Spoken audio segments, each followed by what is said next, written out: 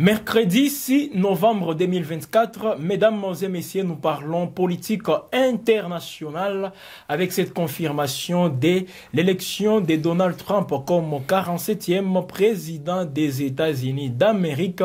Mesdames et messieurs, après aussi une campagne très tendue, les républicains viennent de l'emporter face à la démocrate Kamala Harris. Un retour justement qui laisse plusieurs Africains garder encore un œil très regardant sur les intentions de Donald Trump tout au long de la campagne.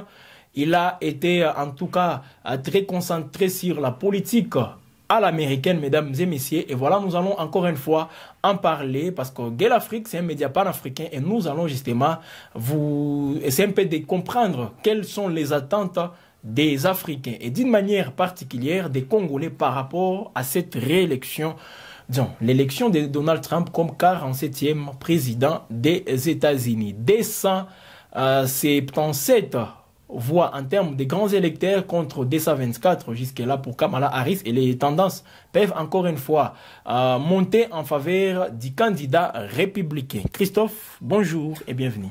Bonjour messieurs les journalistes et merci de nous convier à cet entretien sur Gay l'Afrique Télévision. Pour vous, c'était prévisible de voir Donald Trump l'emporter face à Kamala Harris ou soit c'est une surprise? Parler de la prévision ou d'une surprise, moi je pense que ce sont juste des mots qui ont presque le même sens, parce que lorsque vous voyez la politique américaine telle qu'elle se passe, elle peut non seulement réserver des surprises, mais tout comme on peut avoir une certaine prévision d'une certaine victoire déjà en avance. Mais à ce titre ici, il faut préciser que avec la politique qui a dégradé et retardé à un certain moment les Américains sur le plan économique, sous l'administration de Joe Biden, aujourd'hui, Donald Trump, qui est en train de signer son retour triomphal avec une victoire vraiment écrasante par rapport à celle de 2016, où il n'y avait pas un véritable contrôle sur la Chambre des représentants et également sur le Congrès. Aujourd'hui, avec les résultats qui sont en train d'être décomptés, ça prouve à suffisance effectivement que Donald Trump s'est mis à travailler ardemment et aussi tirer les leçons de sa première présidence de 2016 à 2020, et aujourd'hui il est en train de remporter cette victoire, en tout cas qu'on peut considérer comme une victoire américaine avec beaucoup de voix, beaucoup d'envie, surtout avec le soutien et la grande mobilisation des Américains de tous bords, les sportifs, les étudiants, les opérateurs économiques, les scientifiques et tout le monde. En tout cas, moi je pense que c'était une véritable implication de tous les Américains pour redorer cette image des États-Unis. Un Donald Trump qui s'intéresse moins de l'Afrique, des Africains. Alors, tout en rappelant aussi, lors de son premier mandat de 2016 à 2020, il ne s'est même pas rendu en Afrique, aucune visite du président américain en Afrique. Alors aujourd'hui, est-ce que vous voyez les intérêts des Africains vis-à-vis de l'Amérique aujourd'hui être aussi, ne pas être beaucoup plus considéré avec cette élection de Donald Trump? Alors pour dire vrai, il faut savoir que Donald Trump fait partie des rares présidents américains qui n'ont pas vraiment beaucoup pu miser sur la politique extérieure. Malgré tout ce dont nous reconnaissons des États-Unis, les droits de veto, le pouvoir d'influence et d'ingérence dans les affaires intérieures de l'État, il faut souligner que M. Donald Trump est l'un des présidents qui préserve d'abord la souveraineté américaine, qui met d'abord en avant les intérêts américains. Et pour ça, il n'a pas beaucoup d'intérêt à voir à l'extérieur parce que les États-Unis, selon lui, pensent qu'il a tout pour concrétiser leurs rêves. Il suffit seulement qu'il y ait un bon leadership qui pourrait canaliser et qui pourrait mobiliser tous les Américains, chacun selon son domaine, en fait de progresser. Mais pour le continent africain, il faut dire, et j'étais en train de le répéter ici, est-ce que cela faisait partie des erreurs que Donald Trump a pu énumérer pour son mandat de 2016 à 2020 et qu'il voudrait corriger cela pour préserver davantage les intérêts américains? On ne sait pas encore, mais moi la question que nous devrions nous poser, quelle serait la part des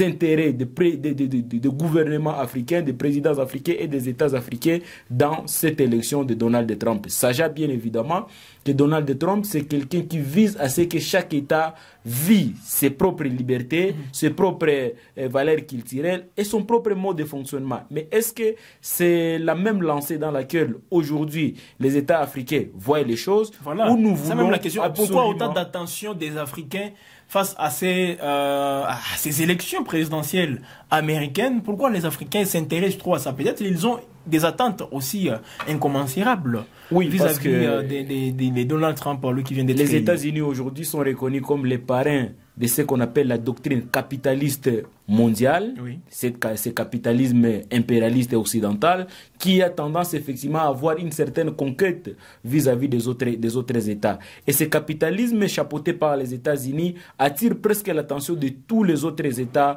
au niveau de l'Afrique, et pour ne pas parler même du Moyen-Orient, où il y a maintenant cette influence capitaliste, alors qu'à l'époque, presque toute l'Asie était acquise à la cause communiste, mais aujourd'hui, les États-Unis ont prouvé à travers leur progression dans l'aspect ou sur le plan militaire, sur le plan économique, sur le plan même numérique aujourd'hui, parce qu'il faut qu'on se le dise, que les Africains aujourd'hui ont un œil maintenant vers les États-Unis qui demeure jusqu'à preuve du contraire l'un des partenaires stratégiques pour plusieurs États au niveau mondial et même au niveau de l'Afrique. Mais comme je le disais, qu'est-ce que les Africains vont tirer de cette élection? Tout à fait, voilà. Est-ce que c'est pour aller encore faire des courbettes au nouvel homme fort des États-Unis, et c'est pour aller signer des partenariats stratégiques de façon gagnant-gagnant, ou carrément ça sera juste une influence des États-Unis, où on va encore considérer que le seul remède que nous aurons, c'est aller aux États-Unis faire des photos avec les présidents américains, ou carrément cumuler encore de nouvelles dettes des États-Unis qui auraient encore des influences sur les économies de nos pays, qui pourrait encore nous amener plus loin vers des sanctions politiques, économiques et diplomatiques. Voilà un peu, moi je pense que les Africains devraient tirer beaucoup plus de leçons de cette élection. Et aujourd'hui, Donald Trump, qui est considéré comme étant le symbole de la résilience, parce qu'au vu de tout ce qui s'est passé dans sa campagne, où il a eu même des attaques qui visaient son élimination physique, mais il a triomphé et aujourd'hui il se retrouve à nouveau sur le trône des États-Unis. Est-ce qu'il va continuer avec la politique conservationniste ou souverainiste, ou il va également se déployer vers la politique progressiste pour aller reconquérir, continuer à propager l'influence américaine dans le monde, comme on le fait et comme on l'observe déjà, où les États-Unis construisent ou mettent en place de ces bases militaires pour lutter, entre guillemets, contre le terrorisme, lutter contre l'esclavagisme ou les différents gouvernements dictatoriaux ou communistes qui menaceraient les intérêts américains. Moi, je pense que c'est autour de cette question que les Africains, effectivement, devraient se focaliser pour bénéficier de la gouvernance ou de l'administration Trump et permettre effectivement d'en tirer de véritables... Voilà. Alors Christophe, en parlant de la République démocratique du Congo, ne pensez-vous pas qu'à un certain moment, Donald Trump aura toujours les yeux rivés vers la République démocratique du Congo avec tout ce qu'on a connu? Rappelez-vous, sous Joseph Kabila, les contrats miniers, les codes miniers, pardon, ça continue jusque-là avec Félix Tshisekedi. Et à un certain moment, ça touche d'une certaine manière les intérêts américains. Et peut-être Donald Trump pourra s'intéresser à ça. Au-delà même des questions de la République démocratique du Congo, il faut souligner que dans sa première gouvernance de 2016 à 2020, Donald Trump était quelqu'un qui était qualifié de raciste. Oui. C'est là qui est parti même avec l'administration Joe Biden à la mort de George Floyd. Et nous avons suivi toute la campagne qui a eu lieu autour de cette question. Mais est-ce que Donald Trump va revenir beaucoup plus sur cette question du racisme, où il va carrément changer de méthode, de nouveaux modes opératoires pour permettre effectivement à ce que sa gouvernance puisse plus renforcer sa légitimité des Américains et continuer à faire comme ce dont ses prédécesseurs ont pu faire, notamment la plupart des démocrates qui ont commis beaucoup de dégâts, qu'ils soient en Afrique comme au Moyen-Orient. Aujourd'hui, est-ce que nous pensons que l'Amérique ou les États-Unis peuvent beaucoup plus aider les Africains au détriment, par exemple, des Européens, alors qu'ils ont presque des intérêts similaires avec l'OTAN, avec les G7 et consorts, et qu'est-ce que l'Africain pourrait attendre de tout ça? Donc, comme on est dans un monde plus capitaliste et que nos États aujourd'hui sont dans une forme de difficulté de gouvernance, et des pourtant, difficultés, on a beaucoup à offrir. nous avons beaucoup à offrir, bien sûr, mais est-ce que nous avons ce leadership-là capable de faire face à ces grands États, à ces États un peu plus puissants qui aujourd'hui regorgent presque la moitié des ressources mondiales? Là, je parle des ressources financières, où ils ont eux-mêmes des grandes organisations multinationales, des sociétés, ils ont toutes les grandes ONG, oui. Ils ont les institutions de Bretton Woods, qui gèrent ça, notamment les FMI et la Banque mondiale, oui. À qui nous cumulons plusieurs dettes extérieures. Alors, c'est à nous de nous poser des questions. Comment est-ce que nous allons bénéficier de cette gouvernance, de cette nouvelle gouvernance effectivement de Donald Trump qui entrera en fonction en janvier 2025 et que nous, au niveau de l'Afrique, qu'on commence aussi à prendre conscience. Parce que les États-Unis peuvent aussi user de cette division, de cette séparation des États africains, à ne pas parler les mêmes langages, et ils ont maintenant la possibilité de les instrumentaliser. Donc le travail doit être les opposer, fait beaucoup plus à l'interne, parce que j'ai bien compris, en liminaire, vous avez beaucoup plus préconisé l'effet pour la République démocratique du Congo d'attirer ces Américains vers nous, au lieu que la RDC aille vers ces Américains, et ça passe par une organisation à l'interne. Et ne craignez-vous pas à ce que cela prenne beaucoup de temps important. Donald Trump n'aura que 4 ans, peut-être si il pourra renouveler son mandat, mais c'est d'abord les 4 ans où on est appelé à tirer profit de sa présence là-bas. Oui, bon, nous, en République démocratique du Congo, nous avons beaucoup à offrir. Oui. Le comble, c'est que nous n'avons pas assez un leadership fort. Oui. Nous n'avons pas un plan sur lequel nous allons soumettre à ceux qui pourraient être nos partenaires, en fait de les dire, voici ce que nous avons à donner et voici ce que nous avons à perdre. Donc, dans ce que nous avons à perdre, nous voulions à ce que nos populations bénéficient de ABCD selon l'ordre des priorités que nous pourrions avoir, parce qu'il est arrivé, même vers la fin de la gouvernance de M. Donald Trump, qui avait accrédité d'ailleurs un ambassadeur en République démocratique du Congo, qui était d'ailleurs considéré comme un conseiller stratégique du président de la République, à la personne de Mac Hammer, qui a fait de véritables tournées avec le président de la République. Dans les dossiers sensibles. Dans les dossiers de souveraineté interne, jusqu'à ce que nous l'avions vu, en tout cas dans les sujets qui ne concernaient que des nationaux, mais il était en train d'agir. Et c'était une manière de fragiliser nos institutions, de fragiliser et même de dénaturer la fonction du président de la République lorsqu'il est collé à un individu qui effectivement n'est même pas son homologue, mais qui est juste accrédité comme un ambassadeur accrédité en RDC. Est-ce qu'aujourd'hui, avec la position et ces scandales géologiques dont nous nous reconnaissons attaquer un État, nous avons en tout cas beaucoup à offrir aux États-Unis, beaucoup à offrir à toute l'humanité, mais le comble à notre niveau et au niveau de toute l'Afrique, c'est d'avoir ces leaderships-là qui se retracer certaines lignes par lesquelles nous pouvons négocier et d'autres pour lesquelles nous ne pouvons pas négocier. Tout à fait. Avant de parler peut-être des enjeux aussi climatiques, parlons sécurité. La République démocratique du Congo avec les voisins d'en face, le Rwanda, qui serait un tout petit peu l'enfant aimé de la politique, disons, avec la politique des démocrates. Aujourd'hui, c'est Donald Trump. Est-ce une occasion pour la République démocratique du Congo de dévancer directement les Rwandais pour discuter diplomatie en termes justement de l'implication des États-Unis d'Amérique pour le retour de la paix en République démocratique du Congo? Parce que les Rwandais, c'est aussi la diplomatie. Sauter les premiers, ça peut se jouer aussi sur des petits détails. La République démocratique du Congo est là les atouts nécessaires justement pour arriver à sauter les premiers. La première des choses à faire, c'est que nous ne devons pas aller demander des solutions aux États-Unis. Même si la sécurité. Oui, nous devons d'abord avoir nos propres solutions. Après avoir considéré que ces solutions, effectivement, répondent aux véritables causes de ces conflits, c'est à ce niveau-là que nous pourrons maintenant avoir une certaine influence régionale et internationale.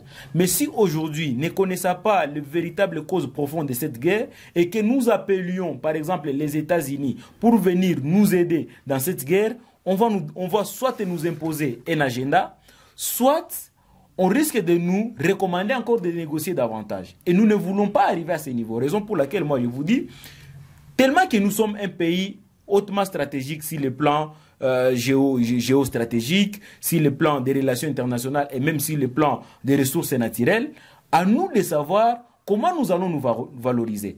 En sachant comment est-ce que nous allons nous valoriser, nous saurons qu'est-ce que nous pouvons donner. Oui. Par exemple, nous disons, aujourd'hui, il y a une question, par exemple, des FDLR, que le Rwanda ne cesse de brandir pour cause de génocide. Justement. Mais voici que chez nous, les Rwandais qui avaient perdu moins de 1 million de personnes et continuent à clamer et à se victimiser comme étant avoir connu le génocide, nous en comptons plus de 10 millions.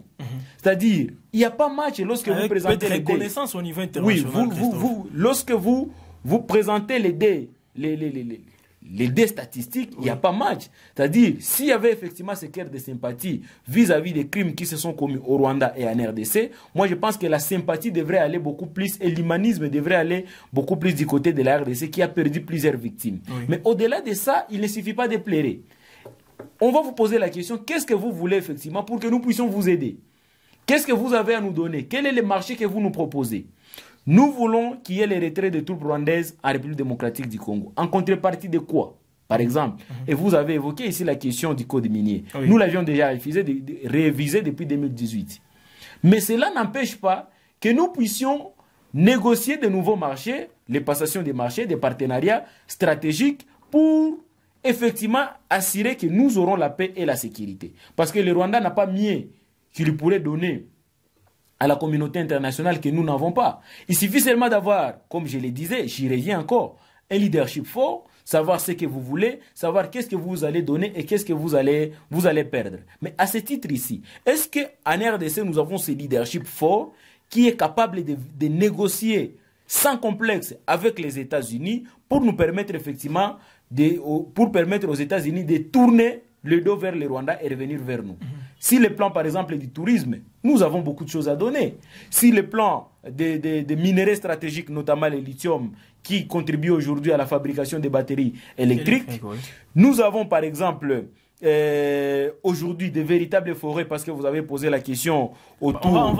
On va chuter par oui, autour des enjeux climatiques. Des enjeux climatiques. Oui. Donc ça prouve à suffisance que si aujourd'hui nous parvenons à nous organiser en interne, on peut tourner toute l'intention de la communauté internationale vers nous, parce que là aussi c'est un point très important. Nous ne devons toujours pas nous contacter à aller vers les autres, mais il faut s'organiser pour attirer aussi les gens à venir vers nous. Et dès lors qu'ils viennent vers nous, et nous avons tout un plan à exécuter, nous allons leur proposer et ça va leur permettre d'avoir ces partenariats gagnants. Tout à fait. Et sur ces points, Christophe, c'est vrai, on comprend parfaitement, la République démocratique du Congo, on comprend qu'elle a beaucoup de choses à faire pour y arriver. Et il ne faut pas donc espérer grand-chose à l'immédiat. Alors Christophe, parlons des enjeux climatiques. Sur ces points quand même, ces Occidentaux, ces grands pollueurs du monde ont besoin cette fois-ci de la République démocratique du Congo. Et c'est impérativement. Alors, n'est-ce pas? Nous sommes, effectivement, c'est impératif, mais ça dépend également de la stratégie de négociation. Ça dépend de la manière dont vous allez présenter la situation. Oui. Parce que ici, le Congo, effectivement, c'est un passage obligé pour ce qui concerne des questions climatiques. Parce que le monde ne compte que 3 grands poumons de forêt au niveau mondial. Vous avez l'Amazonie, qui est en grande partie au Brésil. Nous avons les bassins du Congo avec la forêt équatoriale où nous avons près de 70% de cette forêt, y compris les Congo-Brazza et les Gabon. Et vous avez la forêt au niveau de l'Indonésie. Donc, chez nous, en Afrique, qu'est-ce que nous faisons pour gagner même de subventions à l'environnement et à la conservation de la nature? Vous verrez que lorsque nous nous retrouvons même dans les conférences des partis, qu'on appelle COP, bientôt qui sera organisé, les COP 29, comment est-ce que nous présentons cette situation? Alors que nous sommes dans une phase aujourd'hui de transition énergétique où nous voulons quitter la consommation des énergies fossiles, notamment le pétrole qui contribue au gaz à effet de serre avec la pollution de l'air, vers la transition vers les énergies renouvelables, c'est-à-dire des panneaux solaires, des batteries électriques, pour permettre à ce que nous puissions réduire la pollution de notre humanité. Mais comment est-ce que nous présentons cette situation? Quels sont les plans que nous avons? Quelles sont les subventions? Quelles sont les exigences que nous donnons à ces grands pollueurs? Parce que nous ne faisons même pas partie de ces pollueurs, mais nous avons ces réserves.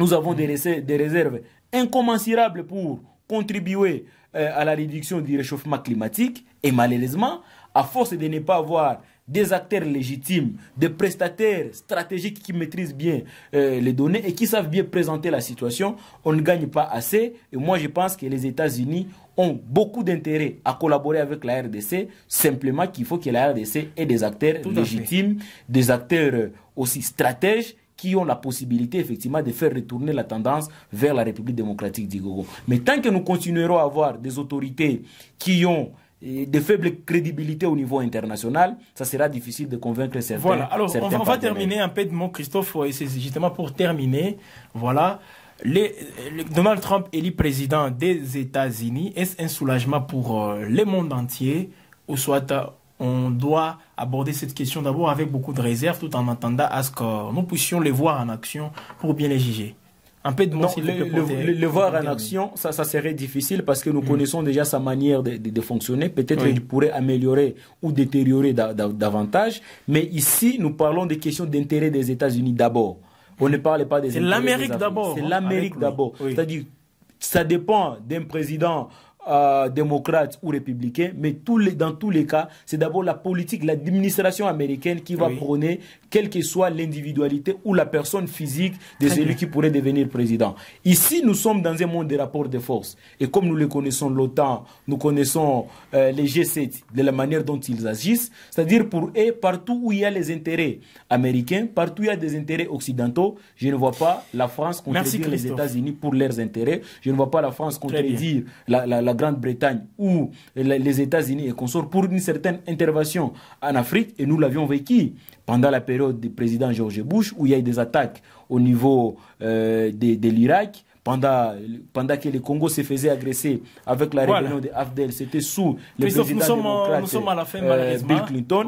Certainement, nous avons beaucoup de choses à faire, mais je ne vois pas ces États-là, ces États occidentaux, se contredire pour les intérêts africains. Vous l'avez vu avec ce qui se passe au Congo, où presque tous ces États savent bien que le Congo est agressé, mais ils sont en mal de prendre certaines décisions, certaines sanctions contre le Rwanda. Je vous remercie. Moi, je pense que c'est une hypocrisie, mais aussi qui dépend de la naïveté de nos institutions. C'est une question tout simplement aussi de vous dire merci. Je vous remercie. Pour toutes ces analyses, ces décryptages, mesdames et messieurs, c'est nul par ailleurs que sur Gale Africa Télévision. Voilà pourquoi il faut que vous puissiez aussi vous abonner massivement pour ne rien rater en termes d'actualité et surtout des actualités décryptées sur la chaîne panafricaine.